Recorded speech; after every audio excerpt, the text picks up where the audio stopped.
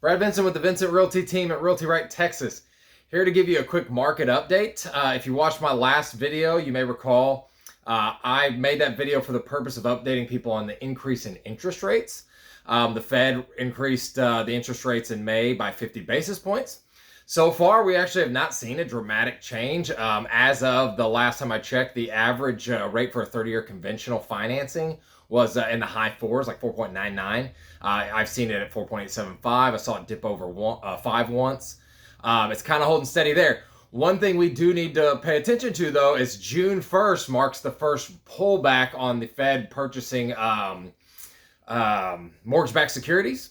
And it's a very large amount of money in mortgage-backed securities they've been buying. So we are going to see that decrease. They're taking like a chunk out of that this time, and they're talking about the next quarter taking another chunk out. I do think that's going to have a pretty big effect on interest rates. So that's June 1st. In the last video I mentioned, I was picking up 2 new listings. One of them has not come up on the market yet. The other one, my one in Katy with the pool, we put that up. It was on the market 11 days. We had a ton of showings on it, a ton of activity. I got the kind of activity I really expected, which was buyers were kind of skittish, right? They really still are interested. They want a house. I mean, the number of buyers came in the door was still just as high as ever, just as high as 6 months ago, a year ago.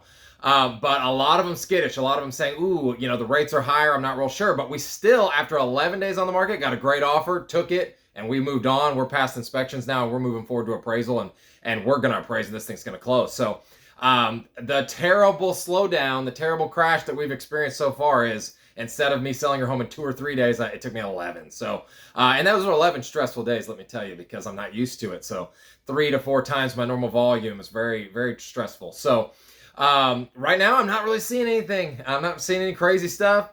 There's no big changes. Inventory is still super low. I saw one number that says inventory around the nation's picked up a little bit, 10 to 12%. Houston area, not so much. And one of the questions I kept getting from the buyers on this house in Katy was, you know, they would ask me something about the condition or putting in a lower offer, and I'd say, are there any other houses for you to look at? And they'd go, oh yeah, sure. And I'm like, no, they're not. I'm looking at the market. So, you know, as long as inventory doesn't come up, I don't see much changing right this moment. If we see a huge spike in interest rates, that could do something. We are, you know, trending towards a recession, so that's another thing to look for. You know, if people start losing their jobs, more houses might pour onto the market. So same old. I'm just repeating what came from the last video, but I wanted to confirm that my prediction from there to now has been correct. So if you're a buyer, I would still recommend, if you know you want to buy in the next year or two and you know you can hold on to the house for 5 years, do it now. Do it before rates go way up. You will probably have to watch a dip in the market while you own the home, but as long as you can hold it for 5 years, it's going to come right back around. So I would advise do it now. Don't wait for rates to go up and offset any decrease in price you'll see. If rates go up to 6 in the next few months, which they very likely will, or at least they'll get near that, it's gonna very negatively affect your monthly budget compared to a decrease in like 10 grand on a house. So depending on where you're looking and when, I would probably advise you to do so. I do have 2 buyers that I have waiting in the wings because they've got a very specific set of circumstances that I say, hey, it's a good idea to wait. So I advise them to wait. But everybody else, I'm telling them, hey, it's summer, let's go. So if you're considering purchasing a home, call me. Let's talk about your very specific circumstances, and I will give you advice. The beauty of working with me is I've been doing this 14 years. I'm doing very well financially. I have no stress and no worry to make you buy a house. I'm not going to talk you into doing something. So I'm going to advise you the best route. The way I keep my business is by making my clients very happy long term. So I'm going to give you the best advice. I'm not feeling any pressure to make you buy or sell today. So I have clients that I talk to for years before they make their moves one direction or the other. So let's talk about your very specific circumstances, and let's talk about what the best route to go is and where we see this thing going. Same thing with sellers. I think sellers, if you know you want to sell in the next 1 to 2 years, sell now. You do not want to be holding a house when inventory finally does come up. I don't know when that's going to happen, but the prices are so stinking high right now. And again, as I've stated before, I'm an example of this. I sold my house last year for peak, man. I sold in December. Well, actually, I sold in January.